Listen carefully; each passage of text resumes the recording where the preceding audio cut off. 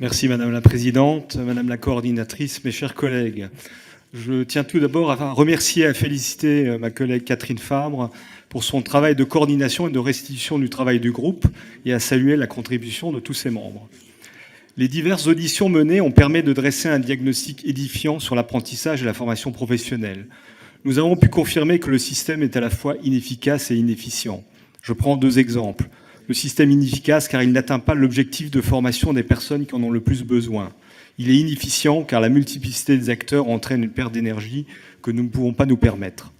La bonne nouvelle, les pistes d'amélioration dégagées lors des auditions sont nombreuses et pour certaines d'entre elles sont déjà reprises dans les propositions faites par le gouvernement, que ce soit sur l'apprentissage ou sur la formation professionnelle.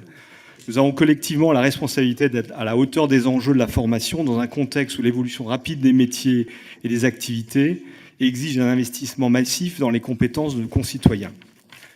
Je voudrais mettre l'accent sur un principe essentiel qui doit guider la réforme à venir. La satisfaction des besoins des bénéficiaires de la formation, individus et entreprises, doit être mise au cœur du système. Pour l'individu, cela doit se traduire par un accompagnement personnalisé permettant une meilleure évaluation de son projet professionnel et des perspectives offertes en partant de la situation de chacun. Une approche par public est indispensable car les besoins d'un jeune sans qualification ne sont pas ceux d'un cadre en reconversion professionnelle. C'est à cette condition que chaque personne pourra devenir un acteur autonome de sa formation et bénéficier pleinement des moyens qui lui sont accordés au travers de son compte personnel de formation. Pour les entreprises, en particulier les plus petites d'entre elles, il s'agit de créer le contexte dans lequel les formations de qualité sont disponibles dans le cadre de dispositifs simplifiés et stables dans le temps. L'important pour les entreprises, c'est qu'elles puissent consacrer tout leur temps à la formation de leurs collaborateurs au regard de l'évolution de leur métier et de leurs activités. À ce titre, la reconnaissance et la revalorisation des tuteurs de formation et maîtres d'apprentissage en entreprise est un élément clé pour redonner à la formation toute sa pertinence et son attractivité.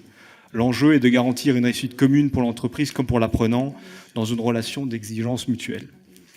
Mettre les bénéficiaires individuels et entreprises au cœur de la réforme, voici donc ce qui me semble devoir être le fil directeur du travail parlementaire qui est devant nous. Faisons de cette réforme l'outil essentiel du développement des compétences dont nos concitoyens, nos entreprises et notre pays ont tant besoin. Je vous remercie. Merci. Madame Michel de Vaucouleurs pour